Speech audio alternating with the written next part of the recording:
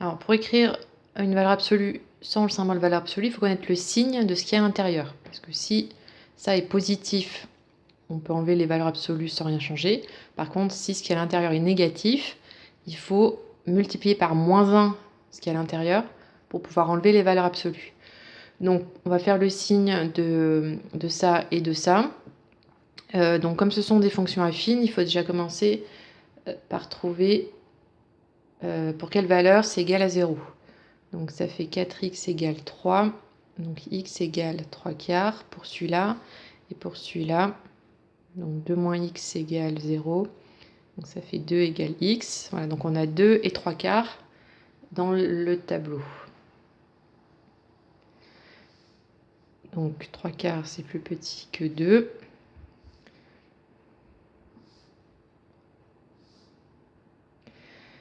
Donc, valeur absolue de 4x moins 3.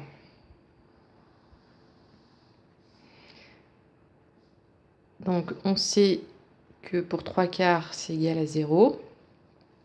Ensuite, le signe, c'est le signe de A. Donc, 4 est positif à droite. Je vais le mettre en tout petit. Du 0. Et de l'autre côté, c'est négatif. Donc, là où c'est positif, je réécris ça tel quel. Par contre, là où le signe est négatif, je multiplie par -1. Donc ça veut dire que je change tous les signes. Donc 4 devient -4 et -3 plus 3. Ensuite, je fais pareil avec 2 moins x, valeur absolue de 2 moins x. Donc pour 2, c'est égal à 0. Là, le petit a, c'est -1, il est négatif. Donc c'est négatif à droite du 0 et positif à gauche. Donc là où c'est positif, je réécris tel quel. Et là où c'est négatif, je multiplie par -1. Ensuite, donc, je vais écrire f de x. Donc là, on ne met pas les zéros, parce que ce n'est pas un tableau de signes. Là, on va additionner après les deux lignes. Donc là, on ne va pas retomber sur 0. On recalculera les valeurs qu'on doit mettre ici. Donc ici, c'est 2 fois la première ligne, moins 3/2 fois la deuxième ligne. Donc je vais écrire ça. 2 fois la première ligne, moins 3/2 fois la deuxième ligne. Pareil ici. 2 fois la première ligne, moins 3/2 fois la deuxième. Et là, 2 fois 4x moins 3, moins 3/2 moins 2 plus x. Donc je développe et je vais simplifier après. Donc ça fait moins 8x plus 6 moins 3 plus 3/2 de x. Ici, ça fait 8x moins 6 moins 3 moins plus 3/2 de x. Et ici, donc 8x moins 6 plus 3 moins 3/2 de x. Donc du coup, c'est égal.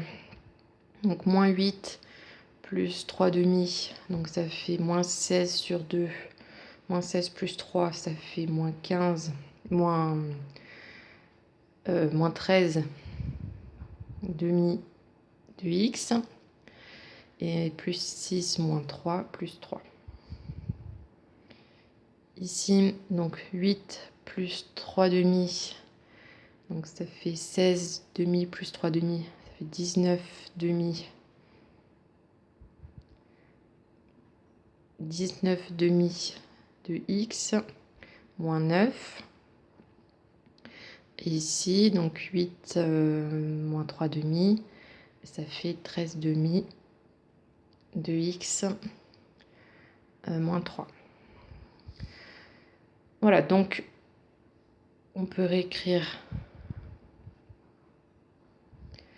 Donc c'est égal à moins 13/2 de x plus 3 si x est inférieur ou égal à 3 quarts, donc ici.